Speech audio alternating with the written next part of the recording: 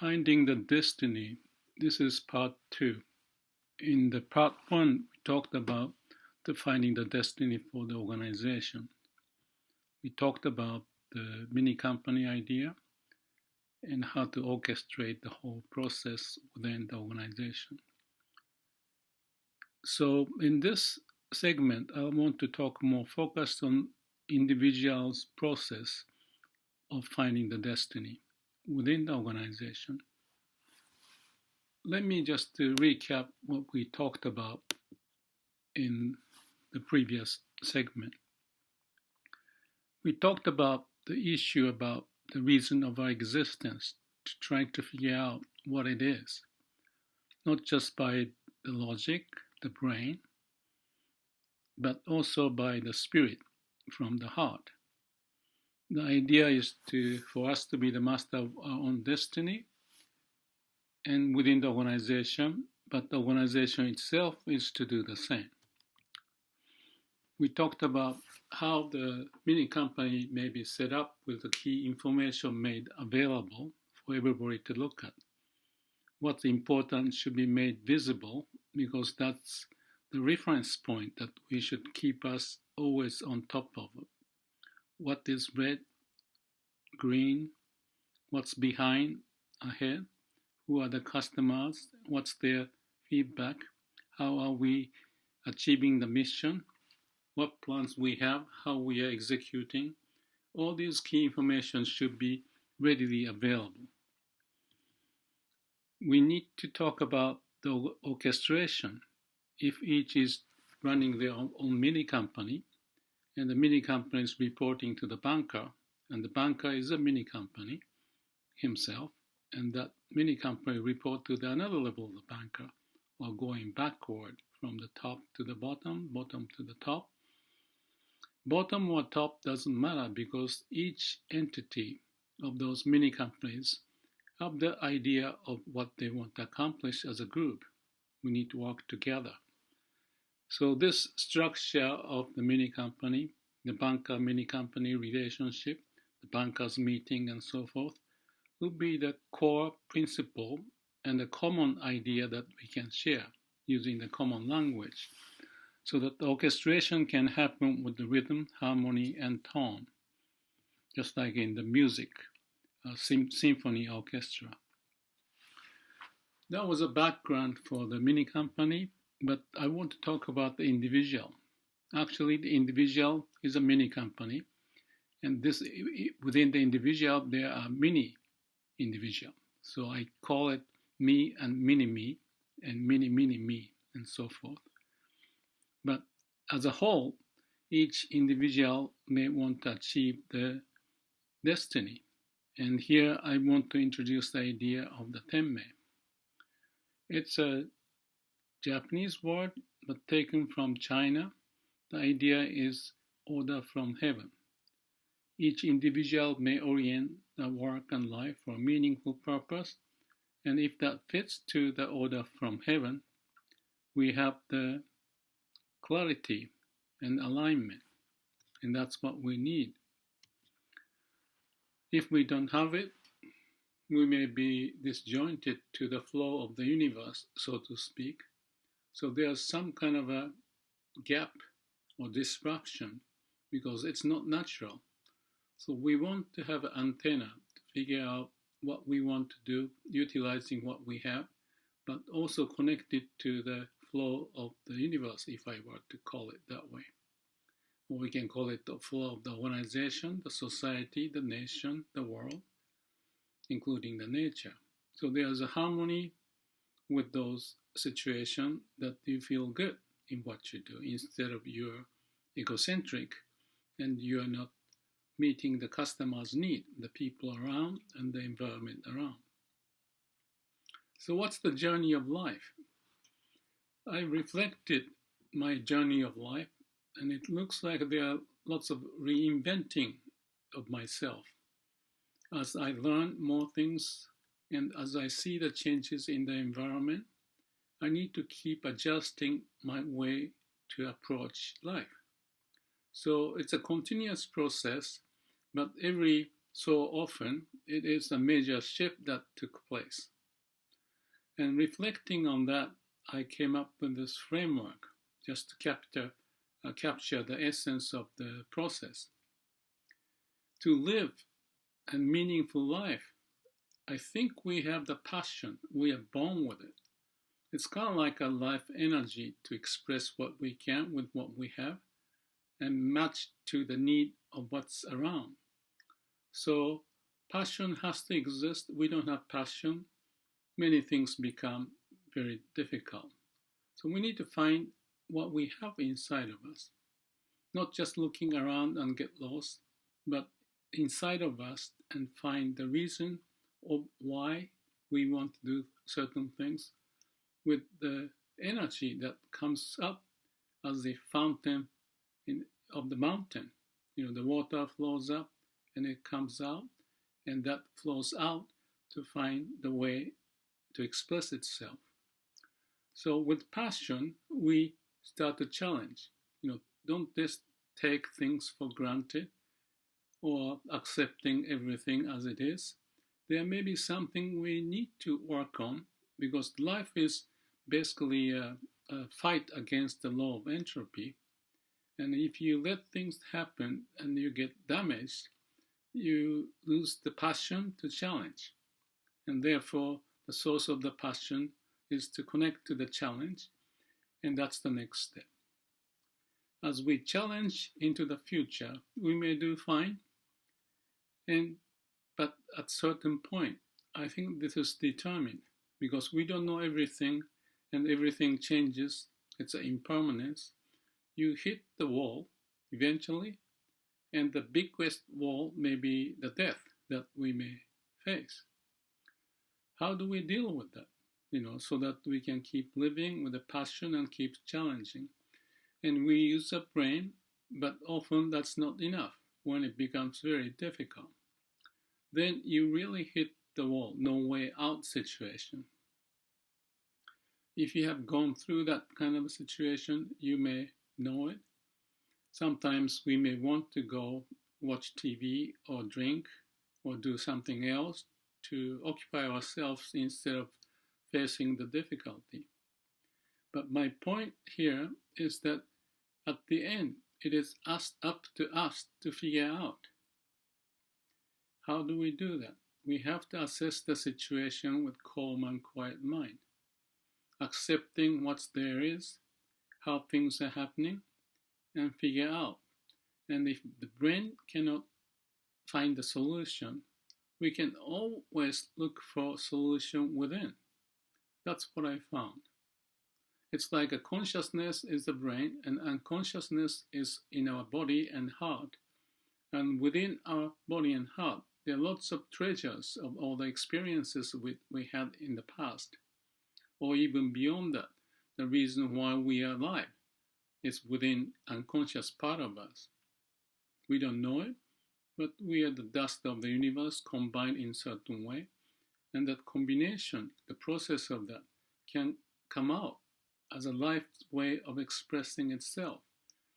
And when we find ourselves in a very difficult situation, we start to find what that source of our energy is. So it's beyond the conventional wisdom, but after a difficult period, and when we stay quiet and accept there is what to accept, then you may be able to reach to that statement, which brings the next stage, awakening. It's like something happens that you didn't know, but for some reason, the things start to get combined in a certain way, and the idea pops up. And when that happens, you find the inspiration, and you feel in your body and heart, everywhere, the vibration of, okay, this is the difficulty, but this is the way to go. And that's when the life energy starts to show its power to combine whatever there is within us to find the passage out. It's not easy.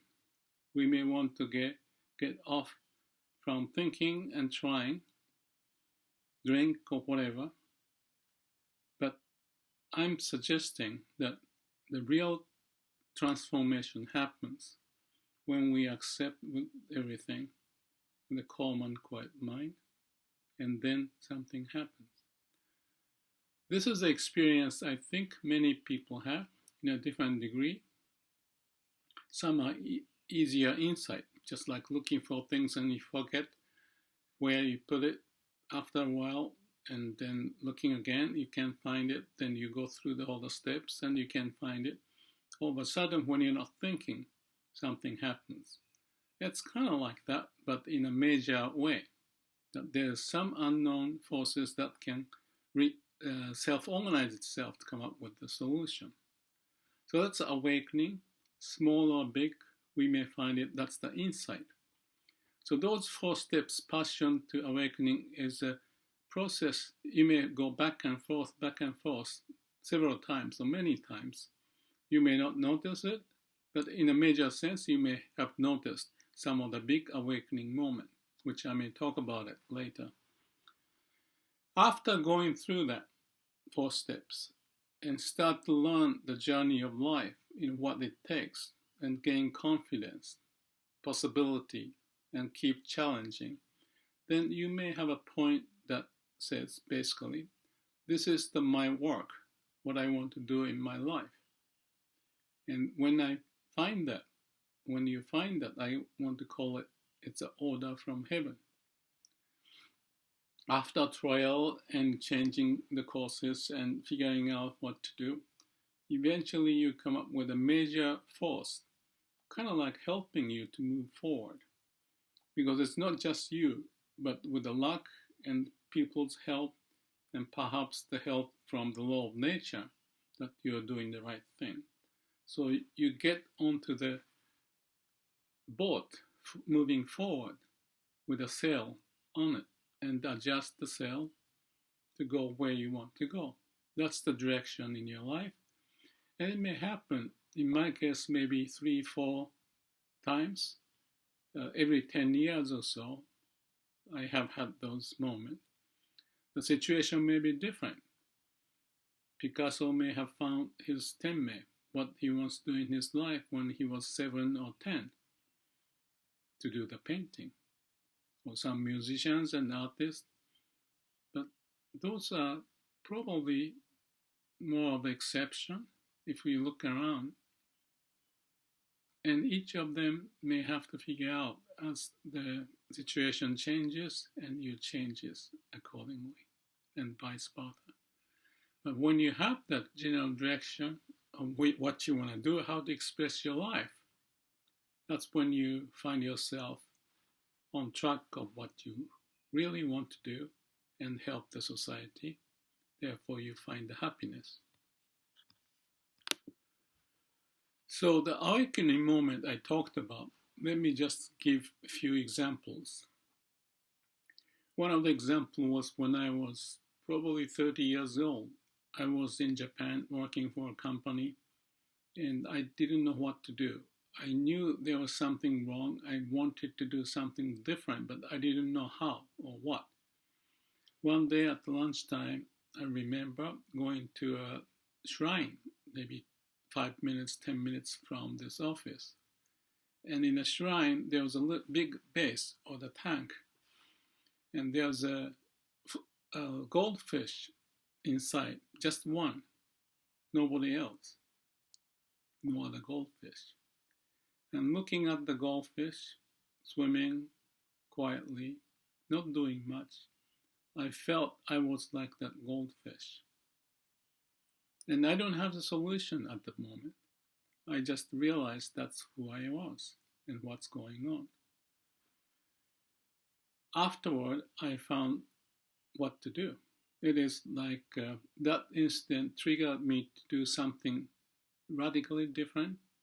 In this case, to quit the company in Japan, which is very rare in those days, and then go to the US eventually to explore the world, traveling and figuring out what is available out there. So that's just a brief experience. Perhaps 10 years later, maybe several years later after that, I was in the States. I was visiting Japan every now and then. I wrote books um, about the waste elimination. And Mr. Ono from Toyota, who is known to be the father of Toyota production system, I went there and met him. I met him a few times. The last time was when I spent a whole afternoon with him, talking this and that, going around the factory, shop floor, office, and back to the office to have a tea and share it. And I took a tea. The secretary brought another tea and another tea. I remember that. In Japan, it's a very subtle message saying that, don't you get it? You have enough tea, it's for you to leave. The reason why I stayed was that I want to be proven that I have the idea, the key idea, the principle of Toyota production system from Mr. Ono, which he didn't give me. Well, he gave me two calligraphy. One is the challenge, and the other one is the beyond conventional belief or conventional wisdom that I talked about. Those are his words. And when I said, oh, I like it, it sounds like a Don Quixote. I feel the spirit. And he said, no, you have to get the result. Anyway, I couldn't be ordained that I have the black belt from Ono. And he asked me, or sent me the taxi to go to the train station. And that's what I did, sitting in the car for 30 minutes. And I thought that may be my last visit to Ono for some reason, and that came out to be true. That night, or the second night after, I don't remember, I had a dream of Ono. In that dream, Ono showed up again, and I remember he was like in a streetcar or train at the end of the back end of the train, and waving his hand to me, and the train was leaving. That was the dream. I woke up sweating and feeling that Ono is gone. I'm not going to meet him. And his message was farewell. So I was sitting in the dark, 5-10 minutes passed. Then I came this inspiration. Well, do your best and find your destiny. You can do it. And that was his message. When I found that, after 5-10 minutes, I was inspired. I don't need anyone to tell me that I have the whole idea. I can just prove by executing the idea and moving forward without any doubt, because the process is to move forward. And if you make a mistake, you learn from it and keep moving forward. That's the idea of the continuous improvement, Kaizen. So that's the second awakening. Third awakening was in the meditation retreat. This is more of my interest in Zen and figuring out who I am, what's the meaning of life and all that.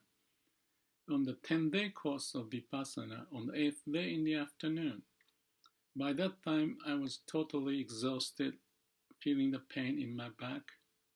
Every day, 10, 11 hours or more sitting, not talking to anyone, but just focus on breathing and realize what's going on within my whole body and mind. And when the thought pops up, you just let go and keep doing the same. In the afternoon, I came to the point that I thought I need to go to the doctor or ambulance to send me to the hospital. Pain was so much. Long story short, when I was in that pain, I thought, is it because I'm trying to escape from the pain I have the pain?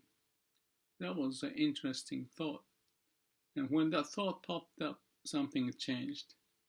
And I talked about this in the YouTube video, my awakening experience. You can listen to it if you're interested.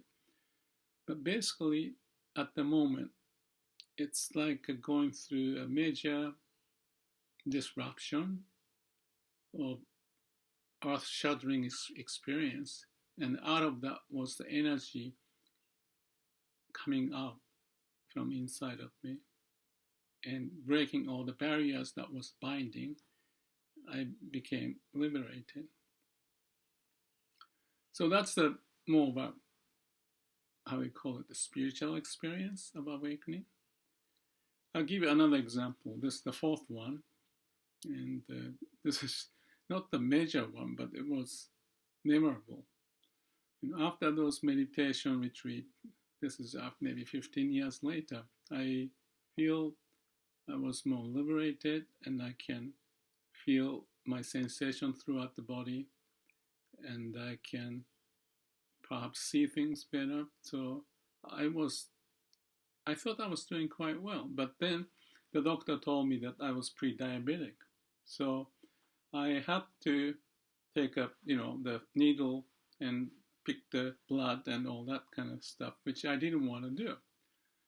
So I studied a day and a half, 2 days after I was told, what can I do? So I checked on the internet, the web, reading everything I can find, and decided, this is interesting. If I have to do what they are saying, which means I have to eat this, I shouldn't eat that, no pizza, no white rice, da da da da da.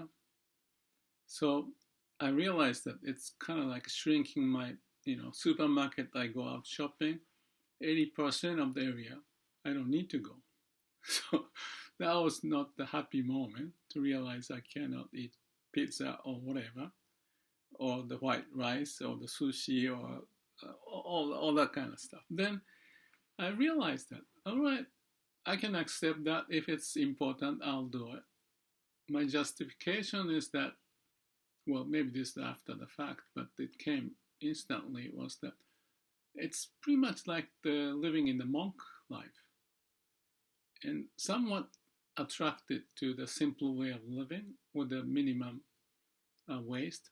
I wrote a book about waste elimination as my first major book, which sold 100,000 copies or more in 12 languages. So I'm very familiar with the waste elimination, and the meditation, the simple life, and all that fit together.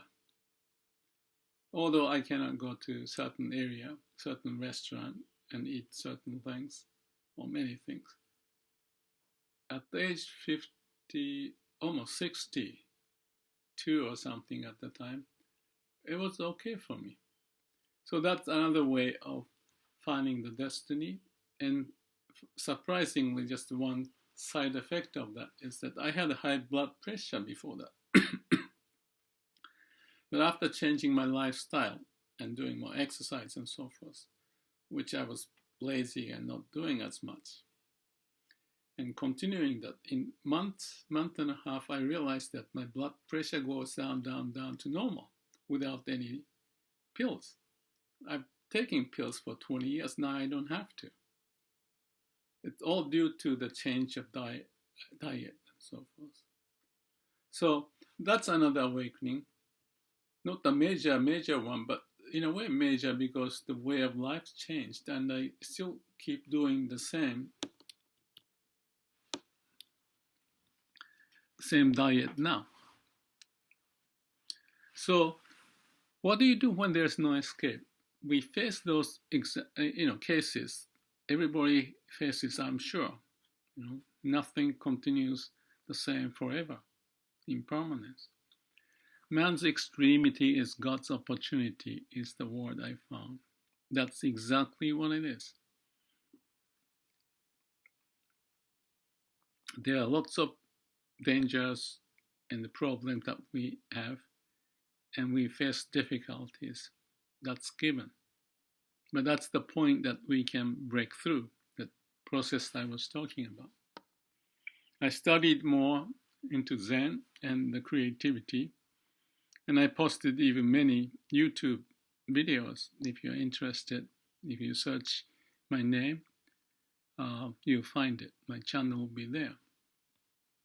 So let's look back about the moment of awakening. There's a Chinese proverb that says the awakening happens when you are riding on the horse, or in toilet, or in bed. In all those three examples, our mind is calm, quiet, not focusing on anything, but be aware of what's happening. It's called the samadhi. Down below I have this word, Sila Samadhi Panya. It's, what's the name of that? It's not the Sanskrit, but from India. This is from India, from Buddha's awakening. Sila is right conduct. Samadhi is calm and quiet mind. Panna is awakening or gaining the insight. So if we keep practicing the right conduct and have a quiet moment, calm and quiet mind, don't know how long, but you get to this realization of what to do. It's as if we can listen to the heart, whatever subconscious would self-organize itself to come help us to live better. That's the kind of view I have. So Oka Nakayama, as I remember Mr. Nakayama in Japan, he's my mentor, and he talked about the Zen and creativity and have written many books, unfortunately not in English, but he talks about the samadhi is like you think all the angles of the issue that you want to address, and you think about it from various directions, using all the reference you can have for 3 days, and if you cannot solve it, then you get to the point of no mind. So you forget all, and then suddenly door will open. So there are certain direction, the energy need to be put using whatever you have, and you get down to the unconscious part of it, self-organize itself. Then the door will be open, and you find the solution. So that's about the moment of awakening, the experience that can change the direction of your life, reinventing your life, and move forward. It may not stay the same because things change. So we need to continue to work, keep finding the destiny, keep traveling. And in the process, I think those 5 points that you see here as the typical process that we can go through. What it says is that if we keep the same mind, you get what you get in the past, if you just use the brain. But if you cannot do things as you used to, and figuring out what to do better, what you really want to do to find the destiny, you start to change your attitude. Maybe again, finding the source of energy within yourself, and start to change the attitude, may change the behavior. And if you succeed to change the behavior, it may really change the habitual pattern. Repetition is the mother of success. You don't want to repeat the wrong habit forever. So if you have a wrong habit, to break through is not easy because you took time to get to the wrong habit, after lots of repetitions. So to go over that may require more energy to break through than what you put for that habit to be developed. So there's certain seriousness, and of course, if you're young and do this early, it may be better, but eventually you get to the point that you have to keep working to find your destiny, to keep moving forward. And that's the process of finding the destiny. Now, I want to briefly talk about the examples of what I do to monitor how I'm doing. One is called Life Profile. There are 6 major points, and I score them every 3 months, whatever the frequency. I've done it for the last 20 years, and it seemed to be working, so I want to share this. After that awakening experience, I came up with this idea. There are 6 of them I wanted to monitor. Living truthfully and sincerely is one. The importance is 10. That's the highest. Then I thought I need to focus on my work, also enjoy hobby, and then the relationship, another point that I want to monitor, maybe with a partner, with others. And then the health and finance. So every 3 months, 2 months, whatever frequency I felt, I kept doing it. The importance may change, the satisfaction level may change, but I make a little comment for each of those areas. And to summarize, what are the key lessons learned and the key strategy for the future? So it's the process of plan, do, check, act, PDCA process applied for my life's profile to keep moving forward at certain frequency. Another one, a exercise. This I did more than 15 years, again after the meditation experience. I wanted to monitor, it's like a process control. You know, if you find if you expose the problem and the PDCA cycle and they address by solving it and then practice that idea and check the result, PDCA process, you can do it by just a simple black dot exercise, I call it. The point behind is that with the calm and quiet mind, you can see things better, which make you to have a good judgment so that you can have a good journey in life. That's as simple as that. When something is not quite right, you're upset, then the calm and quiet mind may be lost, and you put the black dot. And we can monitor daily and to check if you have maintained calm and quiet mind. If you have maintained calm and quiet mind, well, maybe you do meditation, and if so, you can monitor how long time you sit.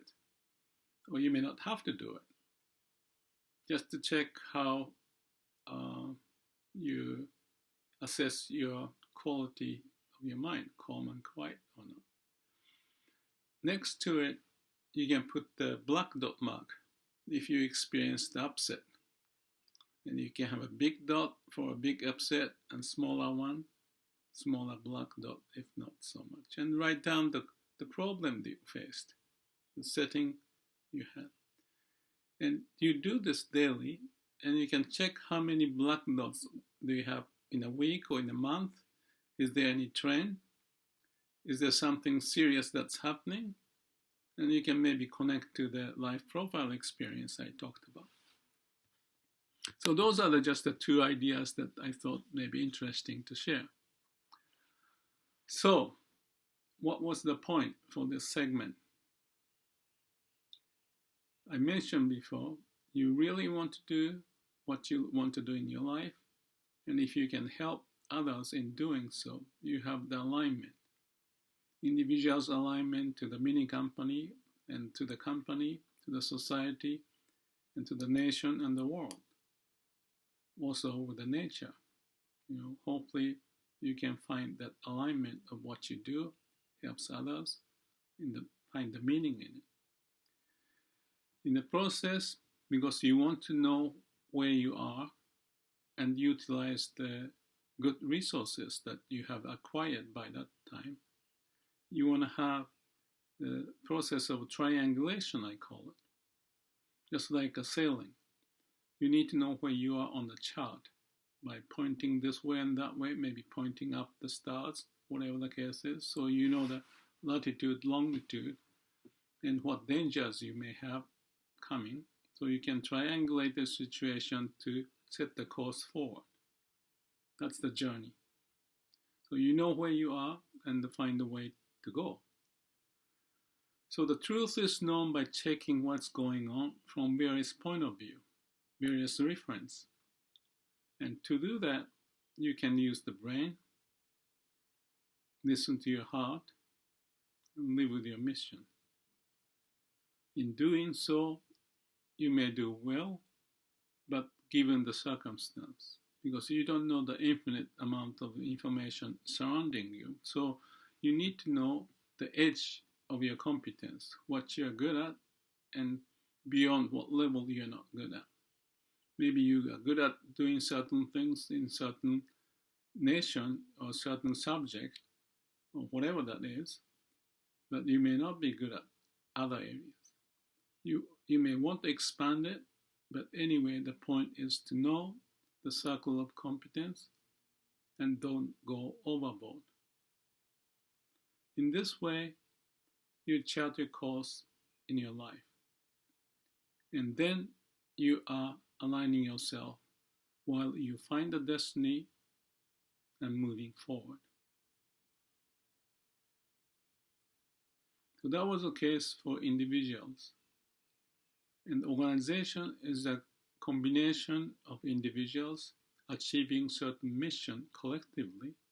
So you can apply the same idea individually done, but also within the mini company or any organization. And you can basically massage your brain and heart with each other, saying that you compare notes and share the experience and go through the PDCA. So you're not alone. Everybody's doing the same. As a mini company or mini organization, you are doing the same. You can say the same about yourself. There's me doing something, but there are mini me's, as in the organizations. And there's many me's. One of the mini me may be focused in the relation. There are other mini me focused in the health or finance and so forth. So you need to orchestrate all of that. It sounds mouthful to think like this, but the principle is the same and the approach is very consistent. So if you train yourself, be good at going through this process, practicing PDCA, repetition is mother of invention into the right direction. And that's what I suggest. To find the destiny and move on with your life.